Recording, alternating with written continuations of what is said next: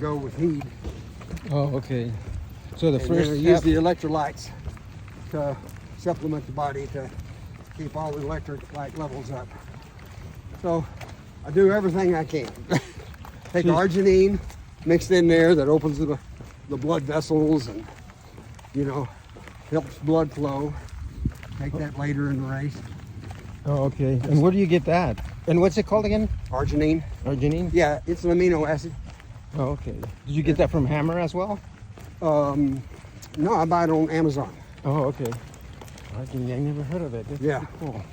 Yeah, another one is L-leucine, which is very important because as you age, your body slows production of the amino acid L-leucine, and that reduces your ability to assimilate protein into the body. Okay. Protein enables healing in the body and building muscle, and so you need to add the L-leucine in.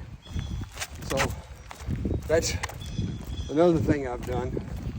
Nice. All right, closing in on it. I'm on my last one. Woo! Nice. So, what did you do before you retired? What were you doing? Oh, what was my job? Yeah. I worked at Honeywell in a wafer fab. We made integrated circuits that were sensitive to changes in magnetic field. So think cam and crank sensors. And then we made devices that were sensitive to changes in pressure. Air pressure, like in HVAC systems, and water pressure.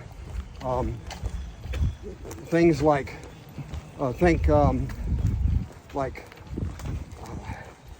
what is that?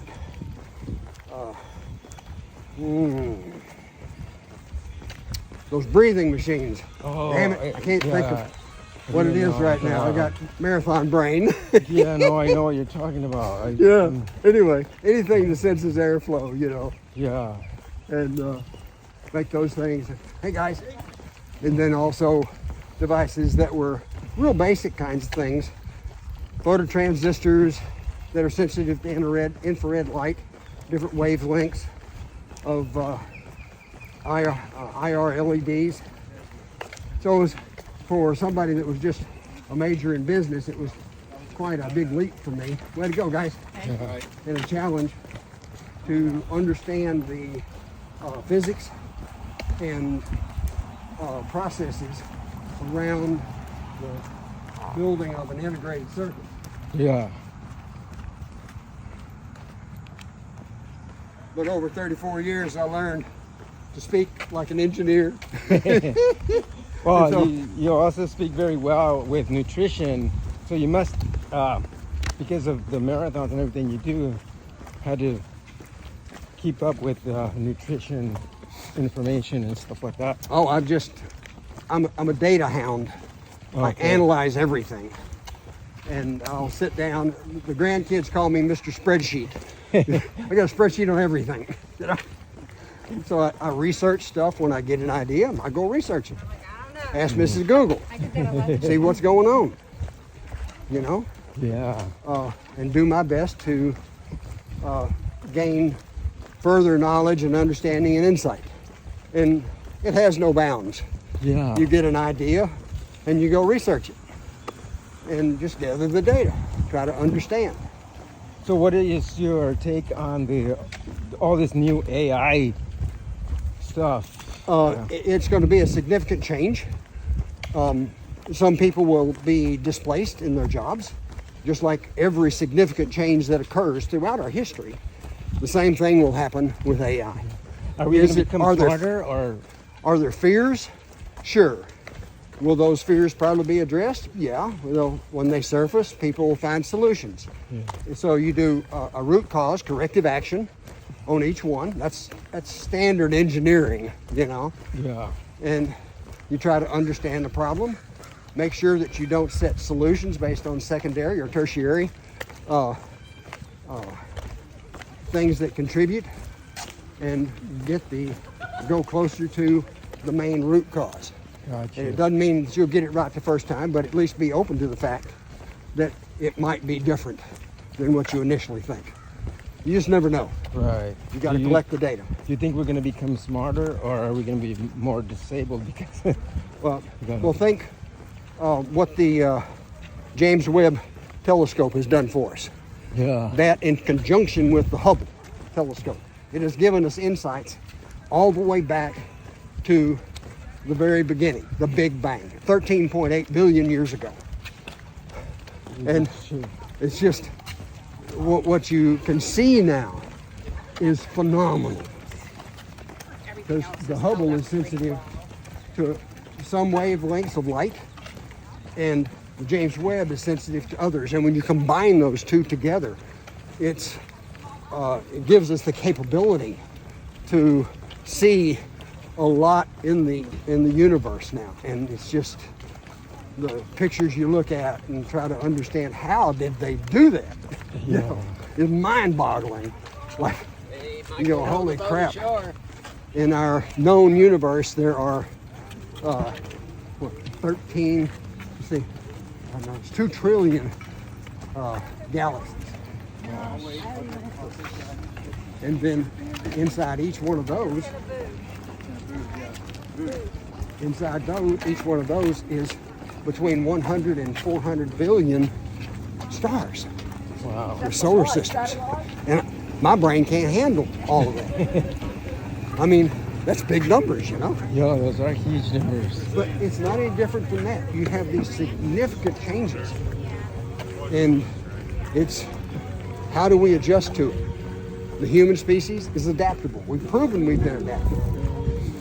So it's actually just very, very fascinating to understand and not limit yourself in life to one focus.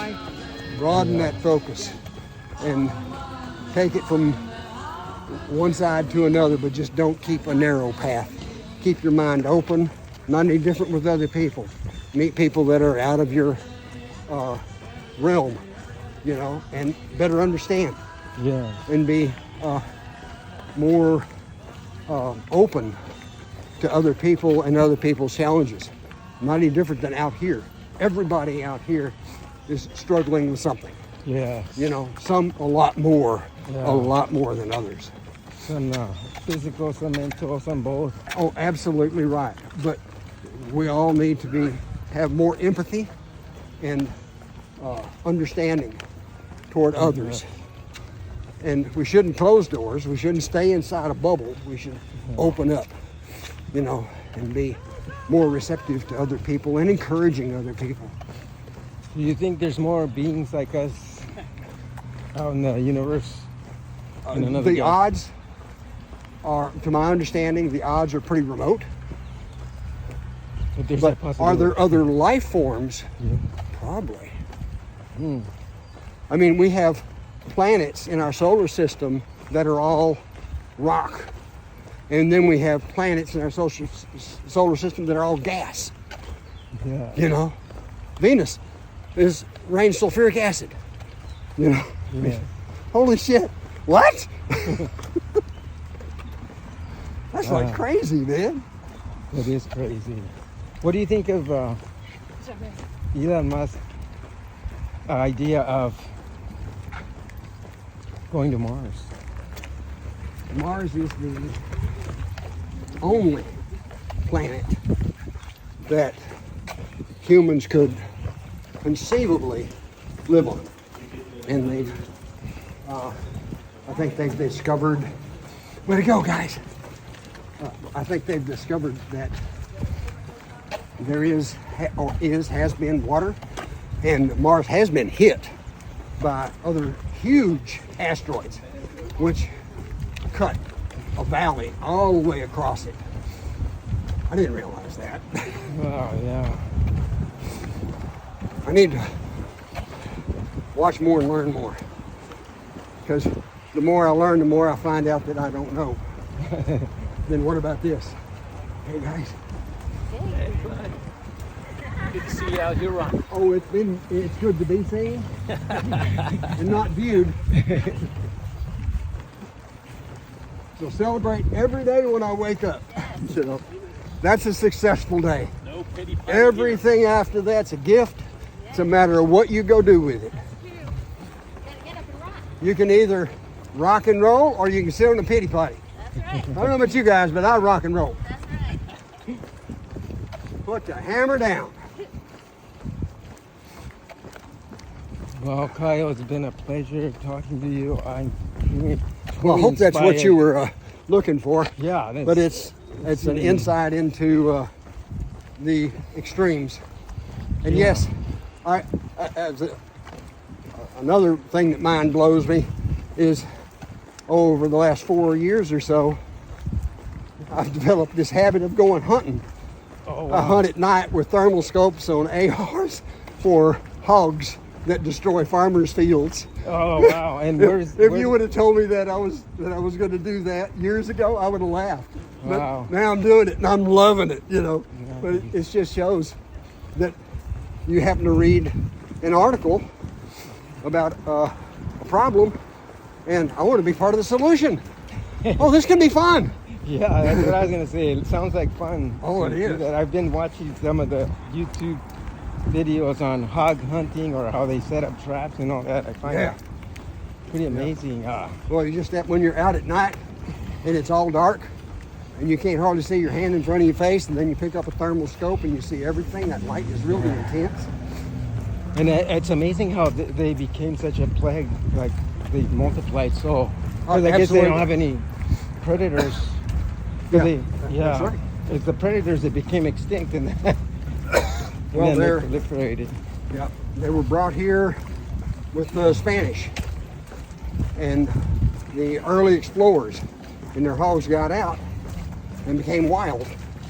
And they propagate 4 times a year with a litter of 8, typically. Wow. And so, they're fertile at 8 months. Wow. They probably multiplied quicker than rabbits. Absolutely. Yeah. We go out into these fields and we see a sounder of 20 over here, 30 over here, another 20 over here.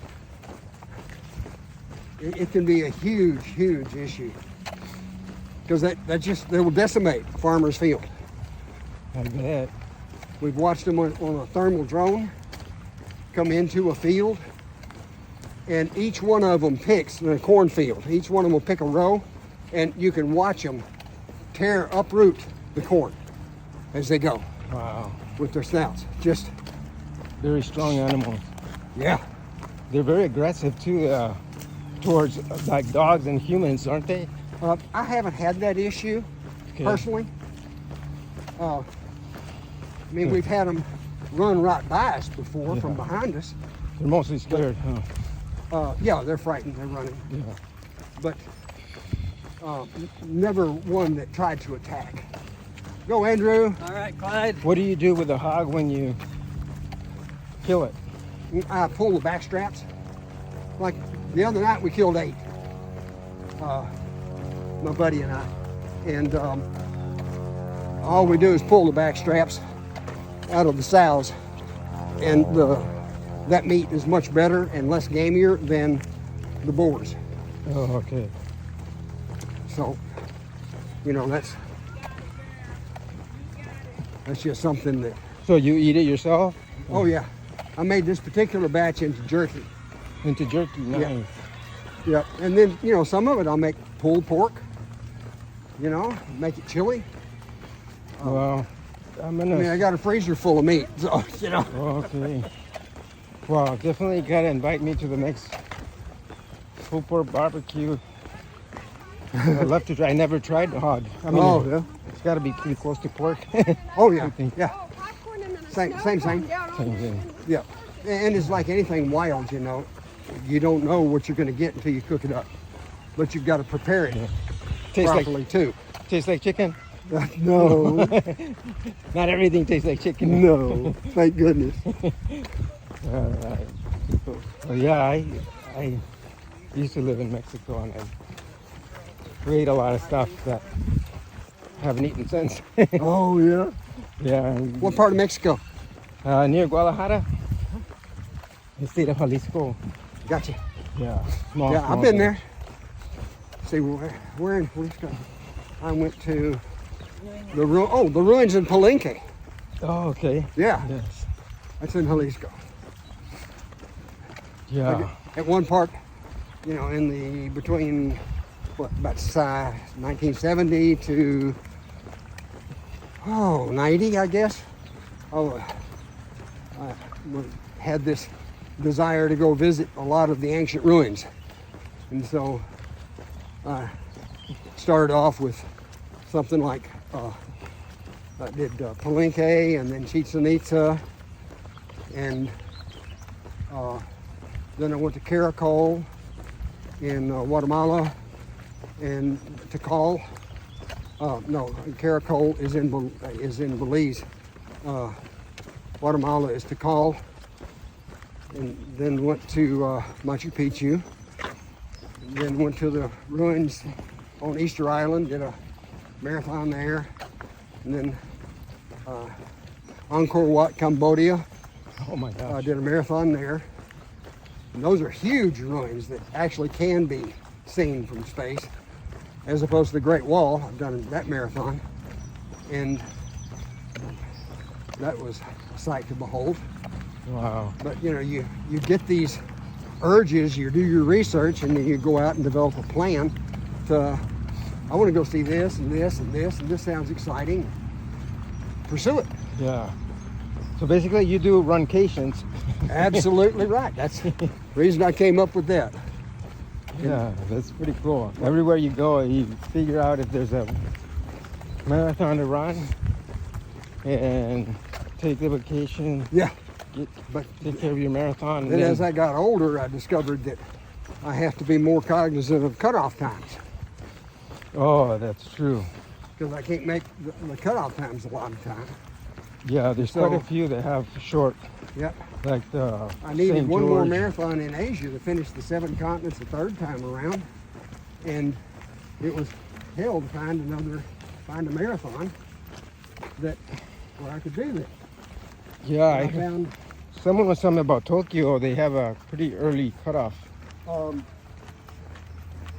yeah, and with marathons like Tokyo, they have I think a 7.5 hour cutoff, but that starts at the gun.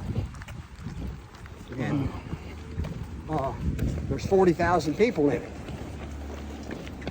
And so by the time you get to the start line, you've lost your pad.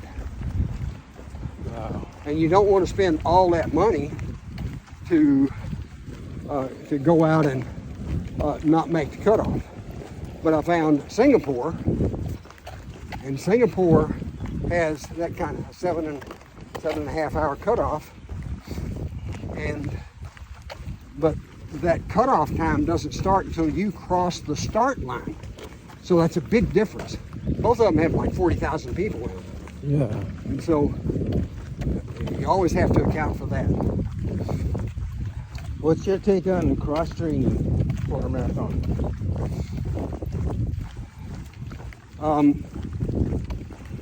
It's very important to stretch, and I've got a stretch routine that lasts about half an hour, 45 minutes sometimes, and then I lift weights, and I do that the stretches every day. I lift weights 3 times a week, and I've been lifting weights now for 4 years, and it wasn't until after I started taking that L-leucine that my wife noticed, wait a minute, move that arm again? Where did you get that? And I went, oh, I guess something's popping out there. That's Yeah. interesting. And then I met somebody out on my local running trail, Angela, how many cubes of ice We are in a 20-pound ran bag of ice? into them, and they looked at me and said, holy shit, where'd you get all those muscles? No, see, I'm not even cognizant of that. But that tells me, okay, something is changing, and it changed for the better. So I'm actually Yeah. seeing benefit from lifting weights. And L-leucine. Yeah. And I also toss in that D-ribose, Yeah. because that's also real good for you. Well, thanks for all the tips. That's been amazing. Thank you so much. I'm running out of this Oh. video, so I'm gonna